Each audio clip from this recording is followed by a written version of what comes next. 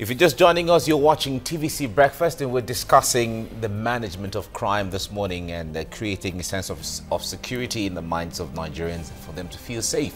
We have joining us Ahmed Kadiri. He's a security expert. We've been talking about this in the studio all the while. And we have Dr. Femi Adigbolu joining us on phone from New York. It's about 2 a.m. in the morning in New York, and he's up discussing with us this morning. Femi, really appreciate your staying there. Now let's come to Femi. I'm going to ask you this. I was asking this question earlier before we went on break. We know that the police, we have complaints here and there. Nigerians have different stories, but we know that the police is as good as they are funded, and we know that they can only perform within the confines of what is made available to them. But if we take that into cognizance, sometimes we see when the kidnap case is reported, in few days, sometimes they go rescue and so on. And we see that they've been trying their best. When it comes to what success stories they have really put forth, pitching it against what is available to them, how do you think the Nigerian police is performing from that context? Well, the Nigerian police is working within the limits of their training and within the limits of equipment that is made available to them.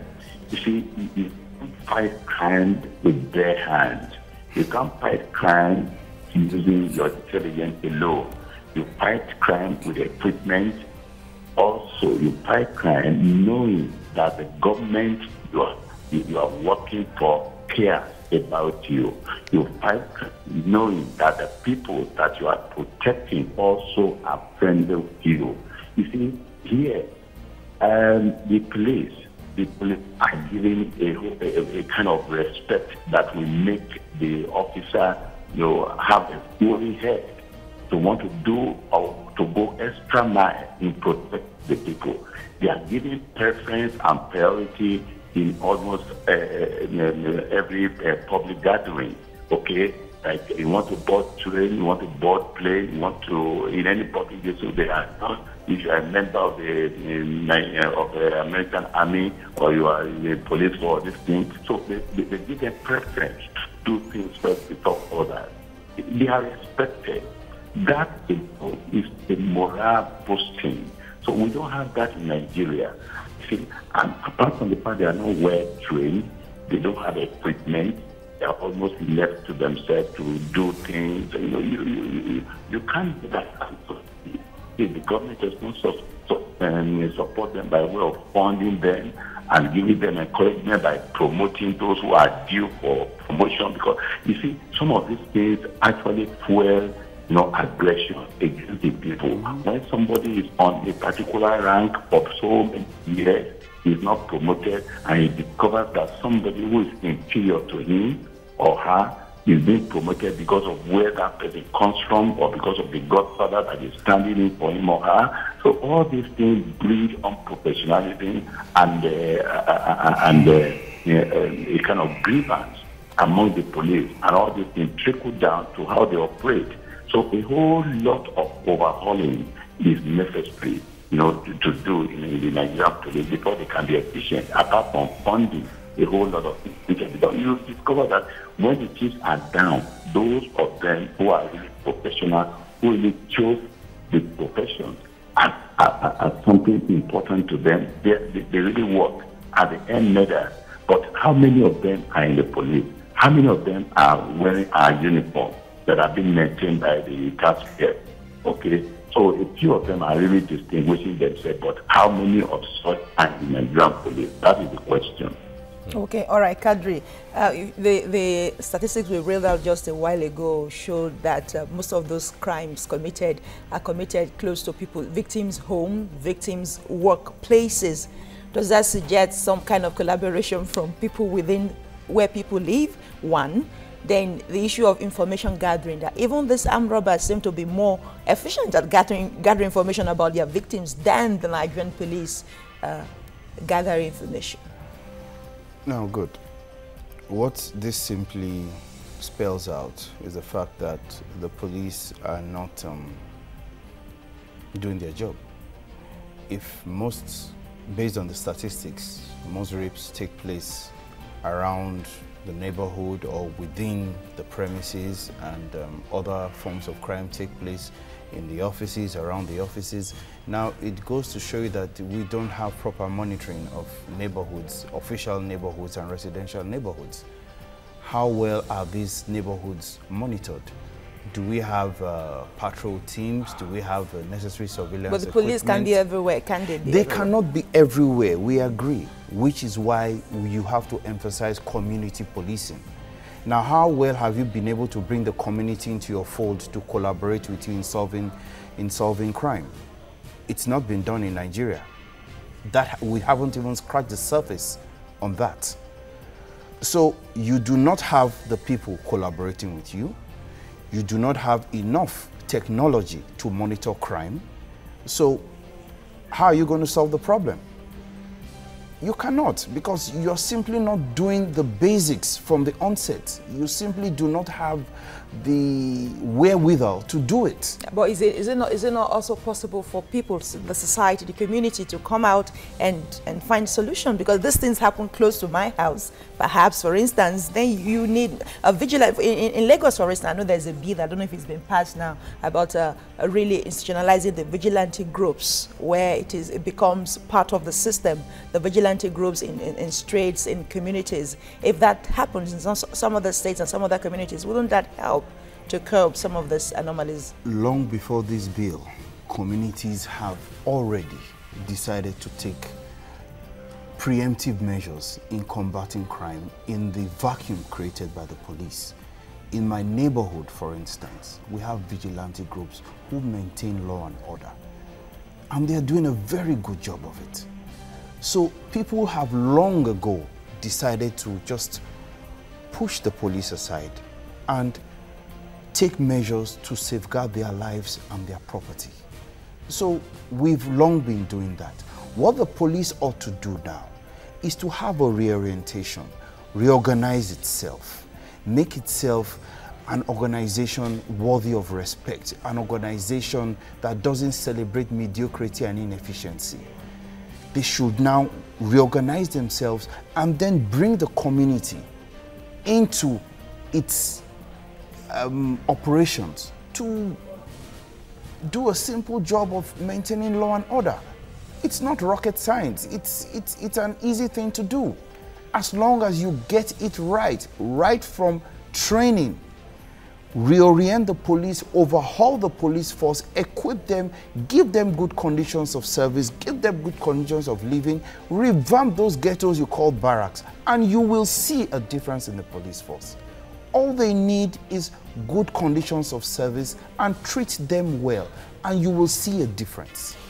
All right, let's bring another perspective. We started this discussion by talking about attacks by herdsmen earlier on, the incessant attacks one way or the other. I'm going to bring Dr. Femi Adegbolu in here. Now, you've been following these issues over time. We've talked about the issue of herdsmen on this platform. In fact, Nigerians have been talking about this. The government not responding well, maybe the body language, or being proactive as it's supposed to be.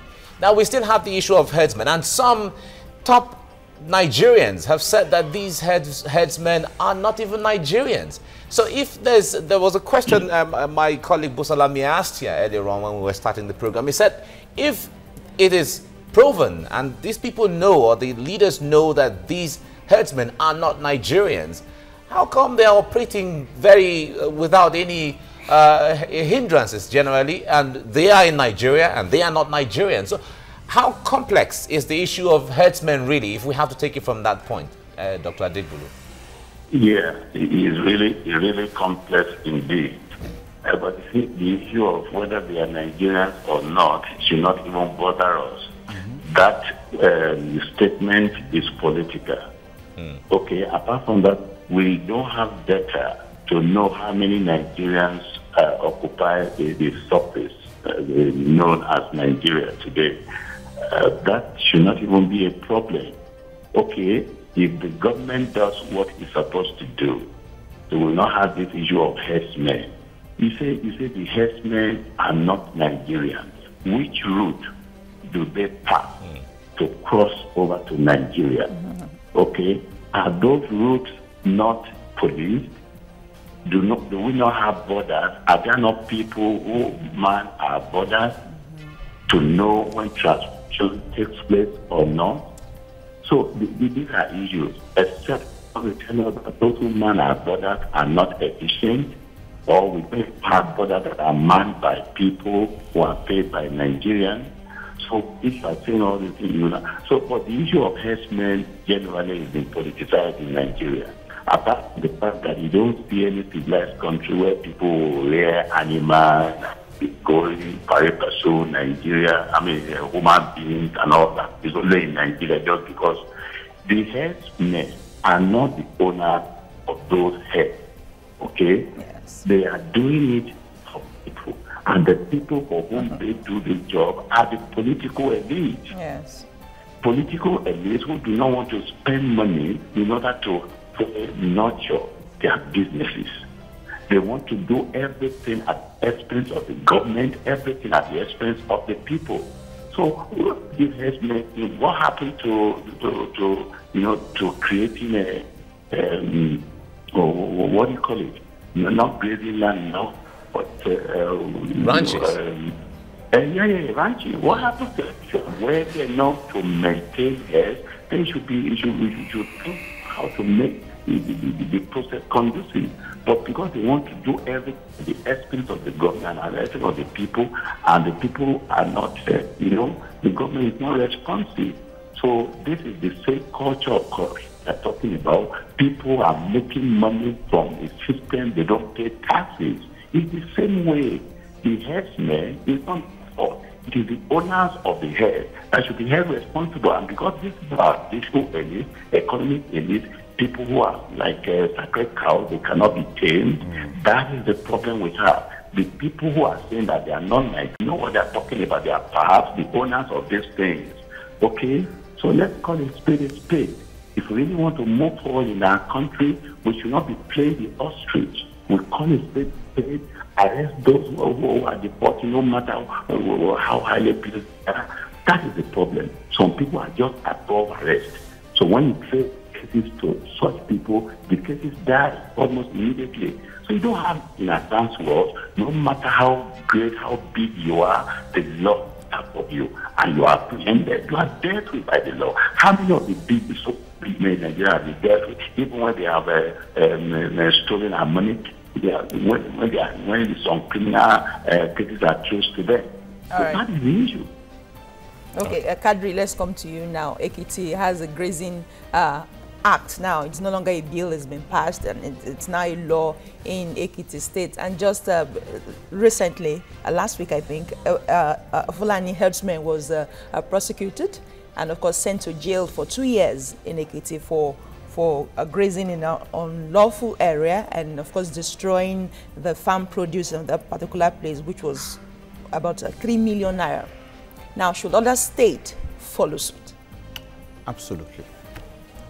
It should be replicated across the board, and in order to send a very strong signal to the owners of these cattle to ensure that they operate within the ambit of the law. Now, as regards whether these Fulani herdsmen are foreign or local, the security agencies should bring these facts to the fore for us to really understand what is going on here. And if they are foreigners, what are our border agencies doing about plugging our very porous borders? Because I think we have one of the most porous borders in the world. So that is acting as a catalyst to this problem if we are actually certain that these Fulani herdsmen are non-Nigerians. I believe personally that I think we have a fair mix between local and foreign herdsmen here. Right. And the basic problem here, whether foreign or local, is that these people are trespassing into people's properties. And perhaps they've been having a field though because there was no law. Now that it's now unlawful in Ekiti State to do that, somebody has been nabbed, somebody has been sentenced to jail. So maybe the government itself, the government itself perhaps is going to encourage you with kudos to Ekiti State. All right. Well, I hear Dr. Adebulu is saying earlier, this is very complex. It's a complex issue generally, considering those who actually own the cattle and the environment by which the cattle is operating. If we delve into that, I guess there'll be more time for us to dwell into the complexity of this issue so that Nigerians can understand better. But I'm afraid we have to come to the end of this discussion now.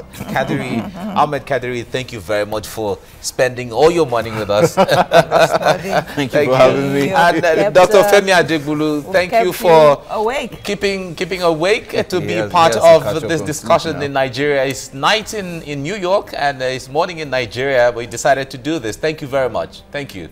Thank you for having me. All right. And pleasure as always. Thank you.